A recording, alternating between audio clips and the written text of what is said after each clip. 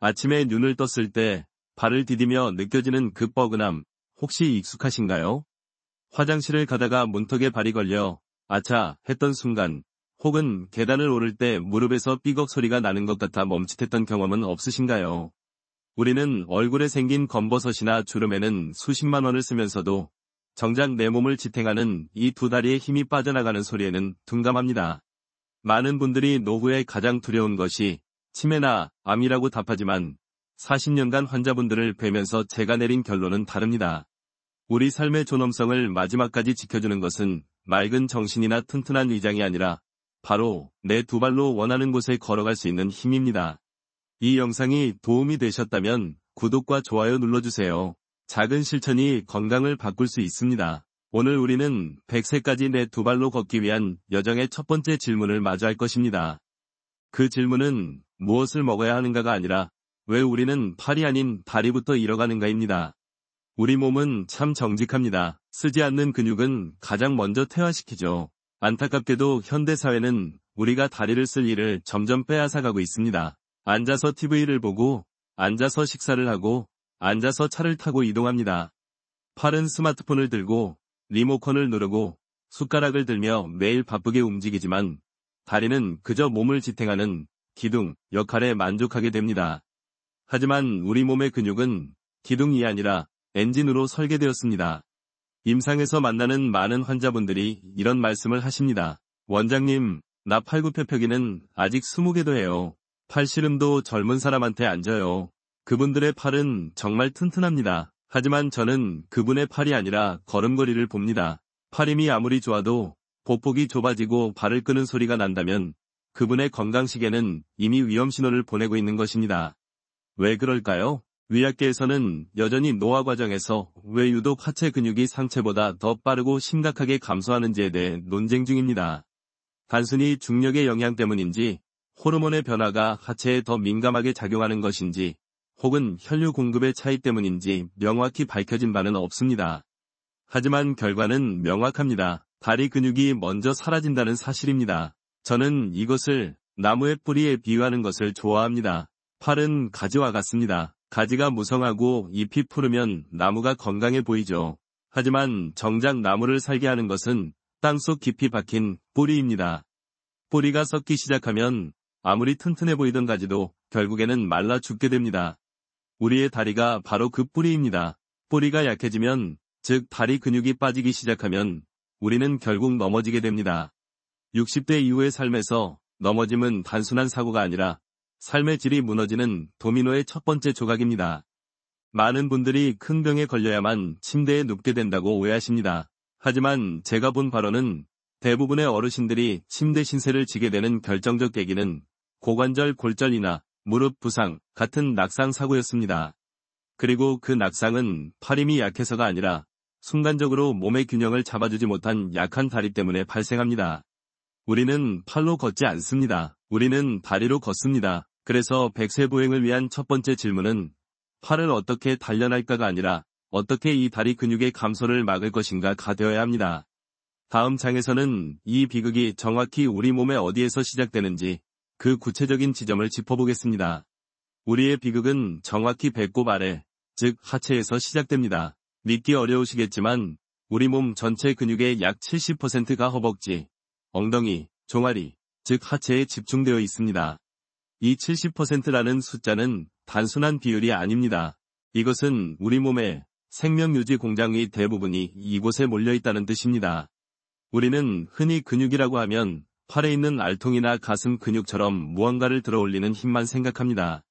하지만 하체 근육의 진정한 임무는 걷기가 전부가 아닙니다. 이 거대한 근육 덩어리들은 우리 몸의 가장 큰 에너지 저장고이자 혈당 조절기이며 체온 유지 발전소입니다. 임상적으로 볼 때 60세를 넘긴 환자분이 당뇨병 진단을 받으셨을 때 저는 혈당 수치와 함께 반드시 허벅지 둘레를 확인합니다.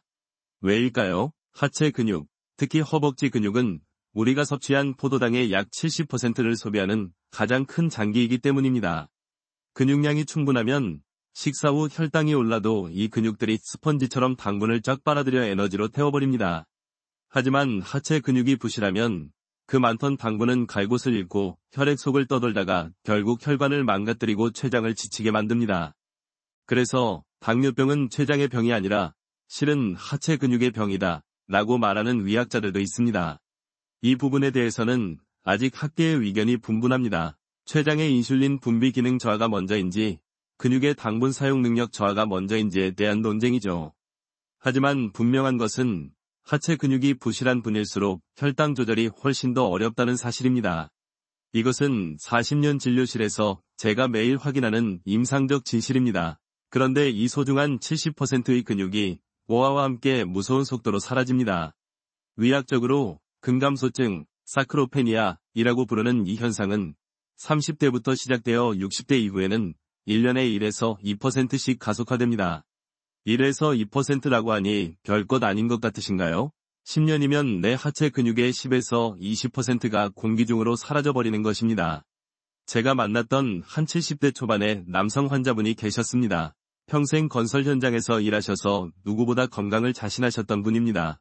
그런데 은퇴 후 5년 만에 제 진료실을 찾으셨을 때 저는 그분을 거의 알아보지 못했습니다. 겉보기엔 멀쩡했지만 바지를 걷어 올린 그분의 다리는 마치 마른 나뭇가지처럼 가늘어져 있었습니다. 그분은 제게 이렇게 말씀하셨죠. 원장님, 이상합니다. 은퇴하고 매일 등산도 하고 걷기 운동도 하는데 다리에 힘이 빠지는 게 느껴져요. 특히 밤만 되면 다리가 너무 차가워서 잠을 못 자겠습니다. 이것이 바로 하체 근육이 사라질 때 나타나는 전형적인 신호입니다. 근육은 우리 몸의 보일러입니다. 근육이 활발하게 움직여야 체온이 유지되는데 하체의 거대한 메인 보일러가 꺼져버리니 몸이 차가워지는 것입니다. 몸이 차가워지면 면역력은 즉시 떨어집니다. 작은 감기에도 폐렴으로 이어지기 쉽고 대상포진 같은 바이러스성 질환에도 취약해집니다. 결국 다리 근육이 빠져나가는 것은 단순히 걷기 힘들어지는 문제가 아니라 내 몸의 에너지 공장이 문을 닫고 보일러가 꺼지고 혈당 조절 시스템이 마비되는 그야말로 건강의 총체적 붕괴를 의미하는 것입니다. 이 비극의 중심에 바로 이곳이 있습니다. 다음 장에서는 그곳을 좀 더 자세히 들여다보겠습니다. 우리가 하체 근육의 붕괴를 이야기할 때 대부분의 사람들은 엉덩이나 허벅지처럼 큰 근육만을 떠올립니다.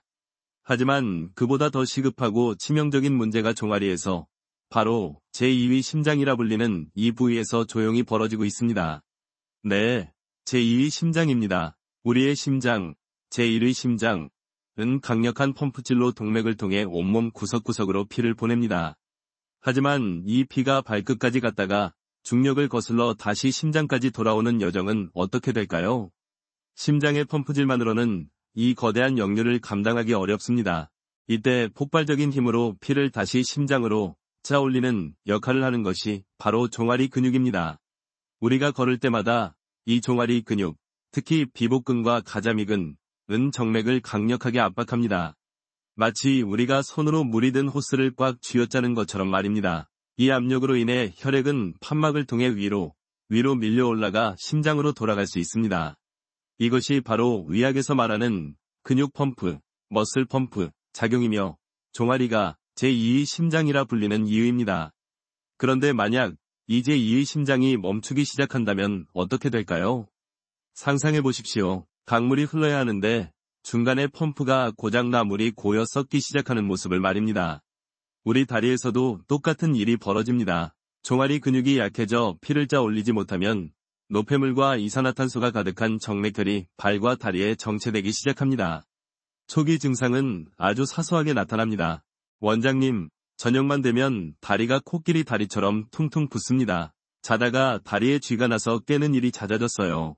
다리가 무겁고 피곤해서 걷기가 싫어집니다. 많은 분들이 이런 증상을 나이가 들어서 혹은 그냥 피곤해서라고 넘겨버리십니다.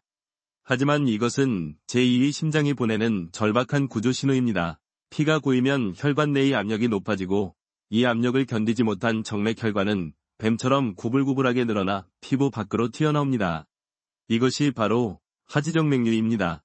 하지정맥류는 단순히 미용상의 문제가 아닙니다. 이것은 내 다리의 혈액순환 시스템이 완전히 망가졌다는 가시적인 증거입니다. 더 무서운 것은 이렇게 정체된 피가 굳어져 혈전, 피떡을 만들 수 있다는 사실입니다. 이 혈전이 만약 혈관을 타고 이동하다가 폐나 뇌혈관을 막기라도 한다면 생명을 위협하는 끔찍한 상황으로 이어질 수 있습니다. 학계에서는 이 제2위 심장이 왜 나이가 들수록 급격히 약해지는지에 대해 여전히 연구 중입니다. 근육세포 자체가 노화하는 것인지 아니면 근육을 움직이는 신경신호가 약해지는 것인지에 대한 논쟁이 있습니다. 하지만 40년 임상의로서 저는 가장 큰 원인을 불용, 즉 사용하지 않음에서 찾습니다. 우리는 걷지 않습니다. 엘리베이터를 타고 차를 타고 편안한 소파에 앉아 있습니다. 제2위 심장은 오직 걸을 때만 작동하도록 설계되었는데 우리가 그 스위치를 스스로 꺼버린 것입니다. 제2위 심장이 멈추면 제1위 심장, 원래 심장은 2배로 힘들게 일해야 합니다. 고여있는 피를 끌어올리기 위해 더 높은 압력으로 피를 뿜어내야 하죠. 이것이 고혈압이 숨겨진 원인 중 하나이기도 합니다. 결국 100세까지 걷기 위한 여정은 허벅지 근육을 키우기 전에 이 고장난 펌프부터 수리하는 것에서 시작해야 합니다. 다리에 깨끗한 피가 돌지 않는데 어떻게 근육이 자라나길 기대하겠습니까? 다음 장에서는 이 멈춰버린 제2의 심장을 다시 뛰게 하는 가장 간단하고도 강력한 첫 번째 비결을 알려드리겠습니다. 그렇다면 이 멈춰버린 제2의 심장, 이 딱딱하게 굳어버린 종아리 근육을 다시 뛰게 만들 첫 번째 비결은 무엇일까요? 거창한 기구나 비싼 영양제를 기대하셨다면 실망하실 수도 있습니다. 제가 오늘 알려드릴 첫 번째 비결은 너무나 간단해서 많은 분들이 에이, 저걸 누가 몰라 하고 무시해버리는 동작, 바로 까치발 서기 운동입니다. 네, 맞습니다. 그저 발 뒤꿈치를 들었다 내렸다 하는 그 간단한 동작입니다. 원장님, 지금 장난하십니까? 내가 지금 다리가 붓고 쥐가 나서 죽겠는데 고작 까치발 들기를 하라고요? 아마 이렇게 생각하는 분도 계실 겁니다. 하지만 40년간 환자분들을 지켜보면서 깨달은 것은 우리 몸을 살리는 것은 복잡하고 어려운 동작이 아니라 매일 꾸준히 반복하는 단순하고 올바른 움직임이라는 것입니다. 왜 이 까치발 서기가 그토록 중요할까요? 이 동작은 앞서 말씀드린 제2위 심장, 즉 종아리의 비복근과 가자미근을 직접적으로 쥐어짜는 유일한 운동입니다. 우리가 발뒤꿈치를 들어 올리는 그 순간 종아리 근육은 딱딱하게 수축하며 다리 아래에 고여있던 정맥혈을 위쪽으로 펑 하고 쏘아 올립니다. 그리고 발을 내릴 때 새로운 피가 다시 발끝으로 흘러들어옵니다. 이것은 마치 우리가 심폐소생술을 할 때 가슴을 압박하여 인공적으로 심장을 뛰게 하는 것과 똑같은 원리입니다. 까치발 서기는 멈춰버린 펌프에 수동 핸들을 돌리는 작업입니다. 많은 분들이 걷기 운동을 하면 이 펌프가 당연히 작동할 것이라 생각합니다. 하지만 이미 근육이 약해지고 순환이 정체된 상태에서 무작정 걷기만 하는 것은 엔진오일이 바닥난 차로 고속도로를 달리는 것과 같습니다. 오히려 관절에 무리만 줄 수 있습니다. 우리는 먼저 제자리에서 펌프질하는 법부터 배워야 합니다. 제가 만났던 80대 어르신 한 분은 몇 년 전 넘어진 이후로 지팡이 없이는 한 걸음도 떼지 못하셨습니다. 그분께 제가 처방해드린 것도 바로 이 까치발 서기였습니다. 처음엔 벽을 짚고도 5개 하기를 힘들어하셨습니다. 하지만 저는 그분께 매일 아침 저녁으로 딱 100번씩만 해보시라고 권했습니다. 한 달 뒤 그 어르신이 진료실 문을 열고 들어오시는데 놀랍게도 지팡이를 짚지 않고 2발로 서서 걸어 들어오셨습니다. 그분의 말씀이 아직도 기억에 남습니다. 원장님, 발 뒤꿈치를 드는데 허벅지까지 힘이 들어가는 게 느껴지더군요. 내 다리가 아직 살아있다는 걸 느꼈어요. 이것이 핵심입니다. 까치발 서기는 단순히 종아리만 단련하는 운동이 아닙니다. 발가락 힘, 발목의 균형 감각, 나아가 허벅지와 엉덩이 근육까지 모두 연결되어 사용하게 만드는 기초 공사입니다. 100세까지 걷고 싶다면 걷기 이전에 먼저 설 수 있는 힘을 길러야 합니다. 이 까치발 서기가 바로 그 힘의 시작입니다. 물론 일부 재활의학자들은 이 단순한 동작만으로는 근감소증을 막기에 부족하다고 말합니다. 더 무거운 중량을 들어야 근육이 성장한다고 주장하죠. 그 말도 일리는 있습니다. 하지만 60대 이후에 우리에게 필요한 것은 보디빌더 같은 거대한 근육이 아니라 지치지 않고 혈액을 뿜어 올릴 수 있는 근지구력과 활성도입니다.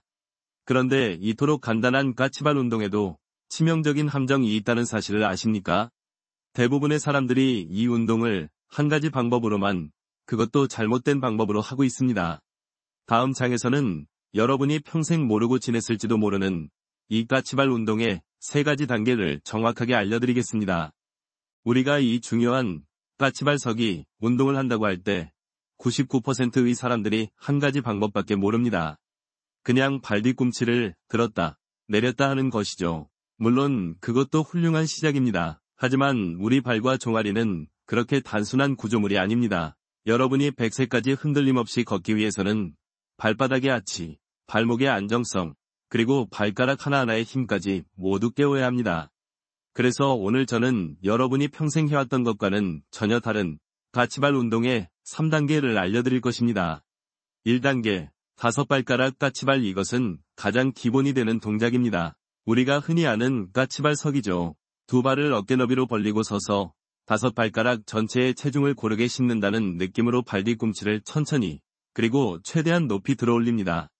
정점에서 1에서 2초간 잠시 멈추었다가 천천히 뒤꿈치를 내립니다. 이때 중요한 것은 속도가 아닙니다. 쿵 하고 떨어지듯 내려오면 안 됩니다. 마치 깃털이 내려앉듯 부드럽게 내려와야 합니다. 이 동작은 종아리의 가장 큰 근육인 비복근과 그 안쪽의 가자미근을 깨우는 시동 걸기 단계입니다. 이 1단계 운동을 매일 100번씩만 해보십시오. 이것만으로도 저녁마다 퉁퉁 붓던 다리가 한결 가벼워지는 것을 느끼실 수 있습니다. 2단계, 엄지발가락을 든 4발가락 까치발. 이제 조금 어려워집니다. 많은 분들이 이 동작에서 처음으로 내 발목이 이렇게 약했나 하고 놀라십니다. 벽이나 튼튼한 의자를 짚고 서십시오. 넘어지면 안 되니까요. 그 상태에서 엄지발가락만 바닥에서 살짝 들어 올립니다. 그리고 나머지 4개의 발가락만으로 이 1단계와 똑같이 까치발을 듭니다. 원장님, 그게 됩니까? 엄지발가락 없이는 힘이 안 들어가는데요. 맞습니다. 굉장히 어렵고 어색할 것입니다. 하지만 이것이 핵심입니다. 우리는 평생 엄지발가락에 의존해 걸어왔습니다. 그 결과 발목의 바깥쪽 인대와 근육들은 퇴화해버렸습니다. 나이가 들어 자꾸만 발목을 삐끗하고 넘어지는 이유가 바로 여기에 있습니다. 이 단계 운동은 의도적으로 엄지발가락의 개입을 차단함으로써 발목 바깥쪽에 약해진 근육과 인대들을 강제로 훈련시키는 동작입니다. 이 동작을 연습하면 발목의 좌우 균형이 놀랍도록 좋아집니다. 3단계, 4발가락을 든 엄지발가락 까치발. 이것이 100세 보행을 위한 까치발 운동의 최종 단계이며 가장 어렵습니다. 이번에는 반대입니다. 벽을 짚은 상태에서 엄지발가락만 바닥에 딱 붙이고 나머지 4개의 발가락을 공중으로 들어 올립니다. 그리고 오직 엄지발가락과 그 뿌리 부분의 힘만으로 발 뒤꿈치를 들어 올립니다. 아마 대부분의 분들이 1cm도 들기 어려울 것입니다. 하지만 포기하지 마십시오. 이 동작이 왜 중요할까요? 우리가 앞으로 걸어나갈 때 땅을 박차고 나가는 마지막 순간까지 우리 몸을 밀어주는 것이 바로 이 엄지발가락입니다. 엄지발가락 힘이 없으면 우리는 땅을 밀어내는 걸음이 아니라 다리를 질질 끄는 걸음을 걷게 됩니다. 이 3단계 운동은 잠자고 있던 발바닥의 아치를 살리고 엄지발가락에 미는 힘을 폭발적으로 강화시킵니다. 어떤 학자들은 발가락을 그렇게까지 나눌 필요가 있냐고 반문하기도 합니다. 종아리 근육 전체를 키우면 그만이라는 것이죠. 하지만 임상 현장에서 본 환자분들은 달랐습니다. 종아리는 튼튼해 보여도 발목이나 발가락의 균형 감각이 무너져 넘어지는 분들이 너무나도 많았습니다. 이 3가지 까치발 서기를 매일 100번씩 총 300번을 하라는 말이 아닙니다. 처음에는 1단계 100번부터 시작하십시오. 그것이 익숙해지면 1단계 50번, 2단계 30번, 3단계 20번. 이런 식으로 자신에게 맞게 조절해 보십시오. 중요한 것은 매일 이 3가지 자극을 골고루 주는 것입니다. 이렇게 제2의 심장을 깨우고 발목의 기초 공사를 마쳤다면 이제 우리는 더 큰 근육, 즉 허벅지로 눈을 돌려야 합니다. 하지만 여기서도 90%의 사람들이 치명적인 실수를 저지르고 있습니다. 다음 장에서는 어르신들이 스쿼트에 실패하는 진짜 이유를 파헤쳐 보겠습니다. 자, 우리가 까치발 운동으로 제2의 심장을 깨우고 발목의 기초를 다졌다면 이제 드디어 왕의 운동이라 불리는 스쿼트에 도전할 차례입니다. 스쿼트, 이 운동은 하체 근육의 거의 모든 것, 허벅지 앞뒤, 엉덩이, 심지어 코어까지를 동시에 단련시키는 그야말로 하체 운동의 왕입니다.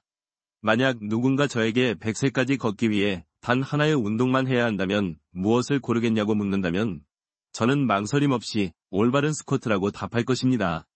그런데 바로 이 올바른이라는 단어 때문에 수많은 어르신들이 스쿼트에 실패하고 오히려 무릎을 다치십니다. 아마 여러분도 TV나 인터넷에서 스쿼트 자세를 배워보셨을 겁니다. 대부분 이렇게 가르칩니다. 발을 11자로 나란히 두고 엉덩이를 뒤로 빼면서 앉으세요. 이때 무릎이 발가락 끝을 절대로 넘어가면 안 됩니다. 이것이 헬스장에서 20대, 30대 젊은이들이 근육을 키우기 위해 배우는 교과서적인 스쿼트 자세입니다. 이론적으로는 완벽해 보입니다. 무릎이 앞으로 나가지 않으니 무릎 관절에 부담이 덜 갈 것이라 생각하죠. 하지만 40년간 진료실에서 60대 이상의 환자분들을 봐온 저의 결론은 다릅니다. 이 교과서적인 스쿼트는 90%의 어르신들에게 독이 될 수 있습니다. 왜일까요? 이 자세를 한번 직접 해보십시오. 발을 11자로 두고 무릎을 앞으로 내밀지 않으면서 앉으려면 필연적으로 무게중심이 극단적으로 뒤로 쏠리게 됩니다. 젊은이들은 유연한 발목과 강력한 허리 힘으로 버틸 수 있지만 우리 60대 이상은 어떻습니까? 결과는 뻔합니다. 균형을 잃고 뒤로 벌러덩 넘어져 버립니다. 엉덩방아를 찍고 심하면 고관절이 부러지는 끔찍한 사고로 이어질 수도 있습니다. 한두 번 이렇게 넘어지고 나면 우리 뇌는 스쿼트를 위험한 동작으로 인식하고 두려움을 갖게 됩니다. 하려고 해도 몸이 먼저 거부하는 것이죠. 뒤로 넘어지지 않으려고 애쓰는 분들은 또 다른 실수를 합니다. 넘어지지 않기 위해 상체를 앞으로 깊숙이 숙이게 됩니다. 엉덩이는 뒤로 빼고 상체는 앞으로 90도 가까이 꺾이는 마치 폴더처럼 접히는 자세가 나옵니다. 이 자세는 체중의 몇 배에 달하는 압력을 고스란히 허리 디스크와 무릎 연골에 전달합니다. 근육을 키우려다 허리와 무릎을 망가뜨리는 최악의 자세입니다. 제가 진료했던 60대 후반의 여성 환자분이 생각납니다. 건강검진에서 근감소증 위험 진단을 받고 큰마음 먹고 헬스장에 등록하셨답니다. 젊은 트레이너가 교과서대로 무릎이 발끝을 넘지 않는 스쿼트를 가르쳤고 이분은 아픈 무릎을 참아가며 매일 수백 개씩 연습하셨다고 합니다. 한 달 뒤 그분은 걷지도 못할 만큼 무릎이 퉁퉁 부어서 제 진료실을 찾으셨습니다. 결과는 급성 연골연화증이었습니다. 근육은커녕 통증 때문에 걷기조차 못하게 되면서 근육은 더 빠져버렸죠. 이것이 어르신들이 스쿼트에 실패하는 진짜 이유입니다. 우리의 몸은 20대와 다릅니다. 발목 관절은 굳어있고 허리 기립근은 약해져 있습니다. 이런 신체 조건을 무시한 교과서적인 자세는 우리에게 맞지 않는 옷입니다. 일부 재활의학자들은 그래도 정확한 자세를 고집해야 한다고 말합니다. 하지만 아무리 좋은 운동이라도 환자가 안전하게 따라할 수 없다면 그림의 떡에 불과합니다. 운동은 우리를 건강하게 만들어야지 다치게 만들어서는 안 됩니다. 그렇다면 우리는 스쿼트를 포기해야 할까요? 절대 아닙니다. 우리에게는 넘어질 위험 없이, 무릎 통증 없이, 오직 허벅지와 엉덩이 근육만을 안전하게 단련시킬 수 있는 다른 스쿼트 방법이 필요합니다. 다음 장에서는 제가 40년간의 임상 경험으로 찾아낸 어르신들을 위한 가장 완벽하고 안전한 스쿼트 비결을 알려드리겠습니다. 그렇다면 우리 60대 이상을 위한 넘어져서 고관절이 부러질 걱정 없이 무릎 연골이 닳아 없어질 염려 없이 오직 하체의 힘만을 안전하게 길러줄 수 있는 두 번째 비결은 무엇일까요? 그것은 바로 적벌 스쿼트, 쪽 배울 스쿼트, 영어로는 와이드 스쿼트라고 부르는 자세입니다. 이름 그대로 다리를 넓게 벌리고 하는 스쿼트입니다. 지난 장에서 우리가 실패했던 11자 스쿼트와는 시작 자세부터가 근본적으로 다릅니다. 11자 스쿼트는 우리의 무게 중심을 아주 좁은 지지 기반, 두 발 위에 아슬아슬하게 올려놓는 동작입니다. 그러니 뒤로 넘어가기 쉬웠던 것입니다. 하지만 이 적벌 스쿼트는 다릅니다. 먼저 여러분의 발을 어깨 너비보다 훨씬 넓게 거의 어깨의 1.5배에서 2배 가까이 벌리고 서보십시오. 그리고 발끝은 11자가 아니라 바깥쪽으로 45도 정도 편안하게 벌려주세요. 이 자세만 취해도 여러분은 이미 거대한 삼각대처럼 안정적인 지지 기반을 확보하게 됩니다. 이제 이 넓은 기반 위에서 그대로 엉덩이를 낮춰 앉아보십시오. 놀라운 일이 벌어집니다. 11자 스쿼트를 할 때는 뒤로 넘어갈 것 같아 불안했던 몸이 지금은 마치 바닥에 뿌리를 내린 것처럼 안정적입니다. 발이 넓게 벌어져 있기 때문에 무게중심이 그 안에서 자유롭게 움직일 수 있기 때문입니다. 이것은 60대 이상 어르신들에게는 안전 그 자체를 의미합니다. 더 중요한 사실이 있습니다. 제가 지난 장에서 무릎이 발끝을 넘어가면 안 된다 는 강박이 오히려 허리와 무릎을 망가뜨린다고 말씀드렸죠. 이 적벌 스쿼트에서는 그 강박을 버리셔도 좋습니다. 다리를 넓게 벌리고 앉으면 우리의 무릎은 자연스럽게 벌어진 발끝 방향을 따라가게 됩니다. 이때 무릎이 발가락 앞으로 조금 나가도 전혀 상관없습니다. 왜냐하면 무게 중심이 이미 넓게 분산되어 있어 무릎 관절의 특정 지점에 압력이 집중되지 않기 때문입니다. 그 대신 우리가 반드시 지켜야 할 단 하나의 철칙이 있습니다. 바로 등을 빳빳하게 세우는 것입니다. 11자 스쿼트를 할 때처럼 상체를 앞으로 구부정하게 숙이는 것이 아닙니다. 가슴을 활짝 펴고 허리를 곧게 세운 상태로 엉덩이만 수직으로 엘리베이터처럼 내려갔다가 올라와야 합니다.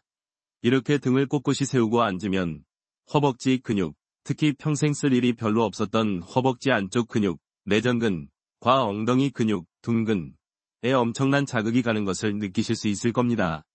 이것이 바로 적벌 스쿼트의 핵심입니다. 이 운동은 단순히 다리를 들어 올리는 힘만 기르는 것이 아니라 우리 몸의 중심축을 바로 세우고 골반을 안정시키며 보행 시 좌우로 흔들리지 않게 잡아주는 코어 근육까지 한 번에 단련시킵니다. 일부 젊은 트레이너들은 이 자세가 허벅지 앞쪽, 대퇴사두근, 발달에는 덜 효과적이라고 말할지도 모릅니다. 하지만 우리의 목표는 20대처럼 바지를 꽉 채우는 앞벅지를 만드는 것이 아닙니다. 우리의 목표는 100세까지 우리 몸을 안전하게 지탱하고 걸을 수 있게 하는 기능적인 하체를 만드는 것입니다. 제가 만약 지난장에 그 여성 환자분 급성 연골연화증 진단을 받았던 을 헬스장이 아니라 진료실에서 먼저 만났더라면 저는 절대 11자 스쿼트를 시키지 않았을 것입니다. 대신 벽을 짚고 이 적벌 스쿼트를 하루 50개부터 천천히 시작하시라고 말씀드렸을 겁니다. 그랬다면 그분은 무릎 통증 없이 지금쯤 훨씬 더 튼튼한 다리로 제 진료실을 걸어 들어오셨을지도 모릅니다. 이 운동은 11자 스쿼트처럼 뒤로 넘어질 위험이 없습니다. 무릎에 부담을 주지 않습니다. 오직 우리 하체 근육의 70%를 안전하고 강력하게 깨울 뿐입니다. 다음 장에서는 이 완벽한 운동을 여러분의 일상 속으로 가져오는 아주 실용적인 5분 건강법을 알려드리겠습니다. 제가 이렇게 적벌 스쿼트가 우리 몸에 얼마나 완벽하고 안전한 운동인지 목이 터져라 설명을 드려도 꼭 이렇게 말씀하시는 분들이 계십니다. 원장님, 말씀은 다 좋은데요. 내가 그 운동할 시간이 없어요.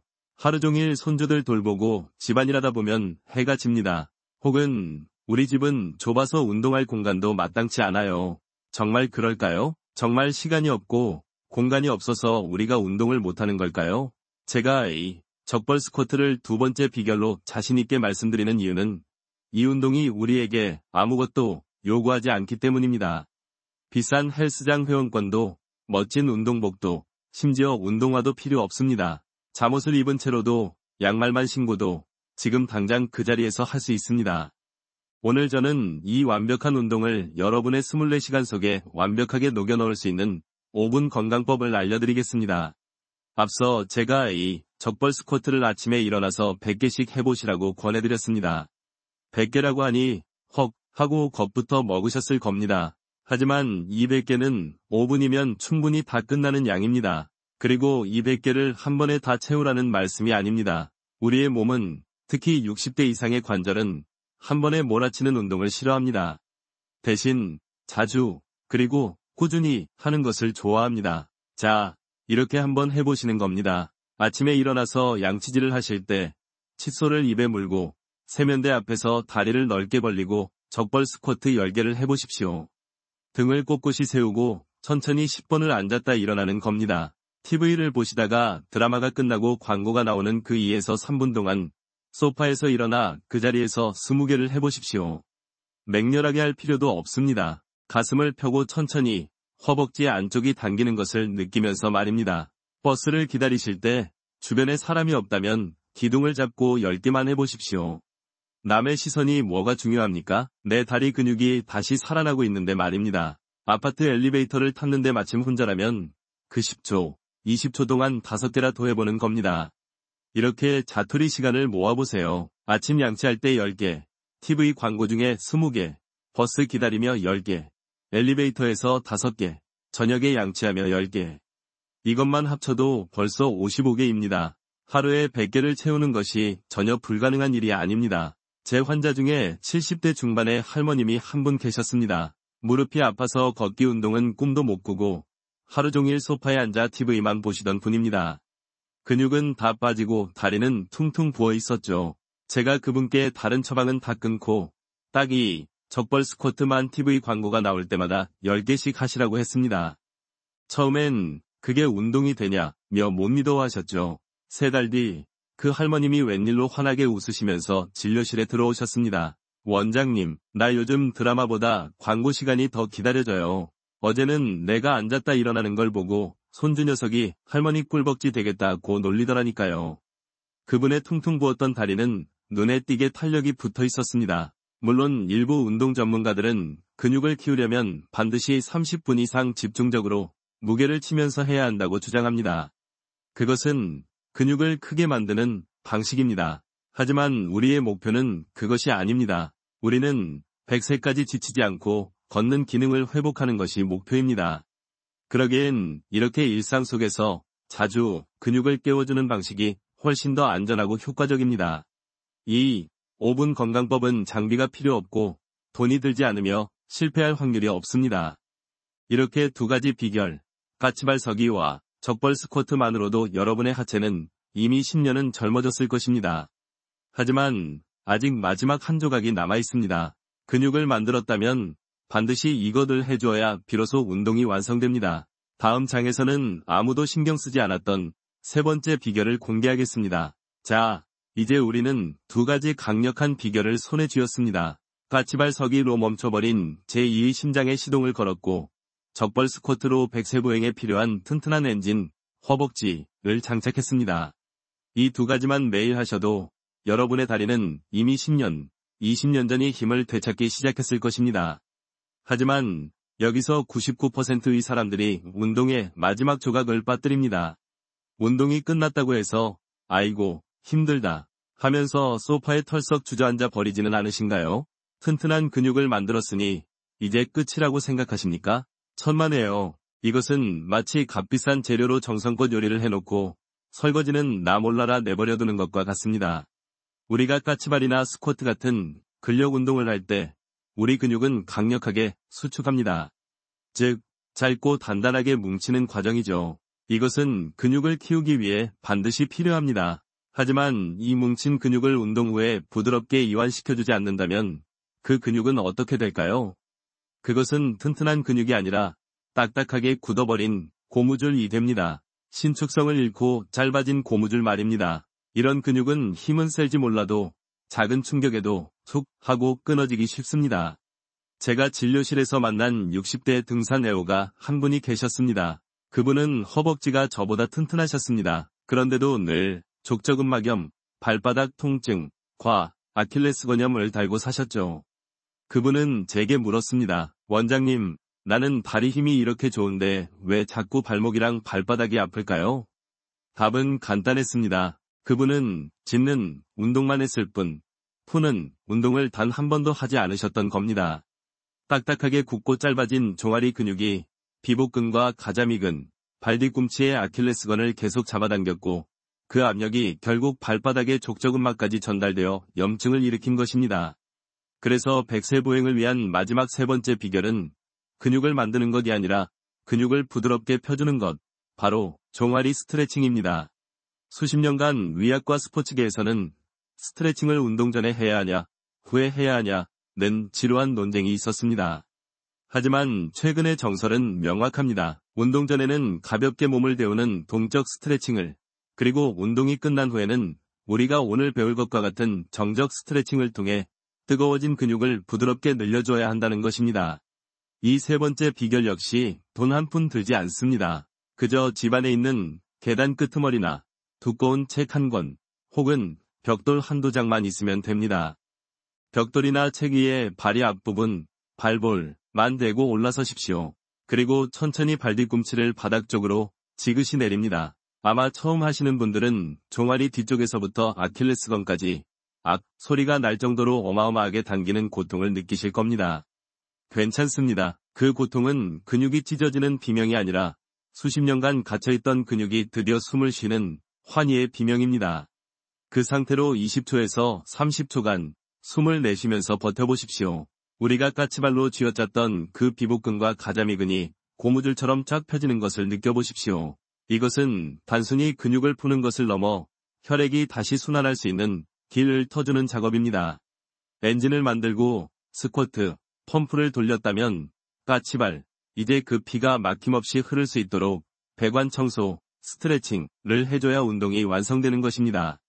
그런데 이 간단한 스트레칭이 놀랍게도 여러분의 이것까지 조절해준다는 사실을 알고 계셨습니까?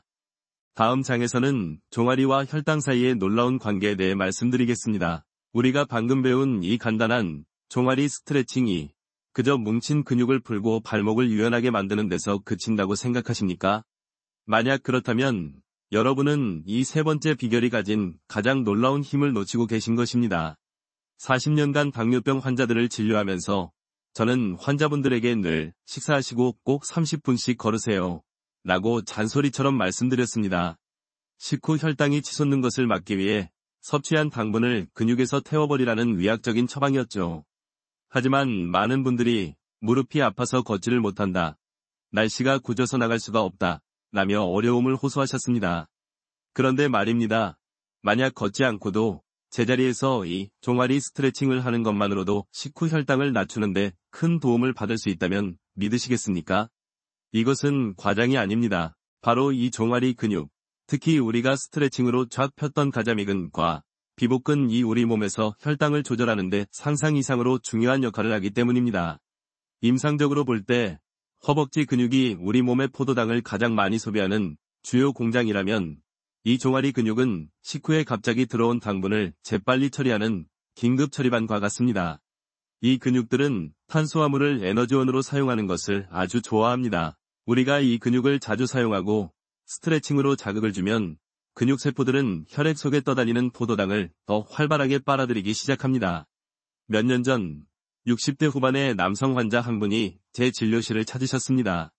당뇨약을 최고 용량으로 드시고 식단 조절도 나름대로 열심히 하시는데 식후 30분이 되면 혈당이 250, 300까지 치솟는 롤러코스터 혈당 때문에 절망하고 계셨습니다. 저는 그분께 새로운 처방을 내렸습니다. 사장님, 비싼 약 하나 더 추가하는 대신 식사하시고 5분 뒤에 바로 이 종아리 스트레칭을 5분만 해보십시오. 벽돌 밟고 올라서서 지그시 누르는 겁니다. 그분은 원장님, 지금 저랑 장난하십니까? 당뇨병이 장난인 줄 아세요? 스트레칭이 밥입니까? 약입니까? 라며 화를 내셨습니다. 저는 그저 속는 셈치고 2주만 해보시고 혈당 일지를 적어오시라 고 돌려보냈습니다. 2주 뒤 그분이 굳은 표정으로 진료실에 들어오셨습니다. 그리고는 말없이 혈당 일지를 제 책상 위에 펼쳐놓으셨습니다. 놀랍게도 250을 우습게 넘던 그분의 식후 30분 혈당 수치가 180, 190 선에서 안정되어 있었습니다. 그분은 아직도 믿기지 않는다는 표정으로 제게 물으셨죠. 원장님, 도대체 제 다리에 무슨 짓을 하신 겁니까? 물론 의학계에서는 여전히 논쟁이 있습니다. 과연 스트레칭 자체가 혈당을 낮추는 것인지, 아니면 스트레칭을 하며 버티는 동안 종아리 근육이 등척성 운동, 버티는 운동을 하게 되어 당을 소모하는 것인지, 그 정확한 기전에 대해서는 아직 연구가 더 필요합니다. 하지만 환자에게 중요한 것은 그 기전이 아닙니다. 내 혈당이 조절된다는 결과입니다. 이 종아리 근육을 자극하는 것이 혈당 조절에 큰 도움이 된다는 것은 40년 진료실에서 제가 매일 목격하는 임상적 진실입니다. 이것이 바로 우리가 배운 1, 2, 3단계 운동이 하나의 시스템으로 움직여야 하는 이유입니다. 까치발 서기로 펌프를 돌리고 적벌 스쿼트로 엔진을 키우며 종아리 스트레칭으로 혈관의 길을 터주는 동시에 혈당까지 조절하는 것입니다. 이 세 가지가 맞물려 돌아갈 때 비로소 우리의 다리는 100세까지 걸을 수 있는 지속 가능한 힘을 얻게 됩니다. 다음 장에서는 바로 이 세 가지 운동으로 절망의 끝에서 다시 걸어 나온 제 환자분의 감동적인 이야기를 들려드리겠습니다. 제가 40년간 의사 가운을 입으면서 가장 보람을 느꼈던 순간은 희귀병을 고쳐냈을 때나 복잡한 수술을 성공시켰을 때가 아니었습니다. 그것은 바로 스스로 걸을 수 없을 것이라 절망했던 환자분이 제 진료실 문을 자신의 두 발로 다시 열고 들어오셨을 때입니다. 10여 년 전쯤 60대 후반의 한 남성 환자분이 아내분의 부축을 받으며 제 진료실을 찾으셨습니다. 이분은 은퇴 후 야심차게 시작했던 사업에 실패하시고 그 스트레스로 뇌경색이 가볍게 왔다가 회복되신 분이었습니다. 다행히 마비는 심하지 않았지만 후유증으로 한쪽 다리에 힘이 잘 들어가지 않고 균형 감각이 뚝 떨어져 버렸습니다. 지팡이 없이는 한 걸음도 걷지 못하게 되자 그토록 활기찼던 분은 몇 달 만에 완전히 무너져 내렸습니다. 원장님, 이젠 다 끝났습니다. 그냥 이렇게 살다가 죽는 날만 기다려야죠. 아내한테 짐만 대고 내가 정말 한심합니다. 그분의 눈은 이미 삶의 의지를 잃어버린 듯했습니다. 그분께 저는 약 처방과 함께 아주 특별한 숙제를 내드렸습니다. 네, 바로 오늘 우리가 배운 이 3가지 운동이었습니다. 선생님, 비싼 재활치료 받으실 필요 없습니다. 집에서 딱 이 3가지만 매일 하십시오. 첫째, 벽 짚고 까치발 서기 100번. 둘째, 의자 잡고 적벌 스쿼트 50번. 셋째, 잠자기 전 종아리 스트레칭 5분. 제 처방을 들은 환자분의 표정은 실망감으로 가득했습니다. 원장님, 저 지금 걷지도 못하는 사람입니다. 그런데 고작 이 발뒤꿈치 들기가 무슨 소용이 있겠습니까?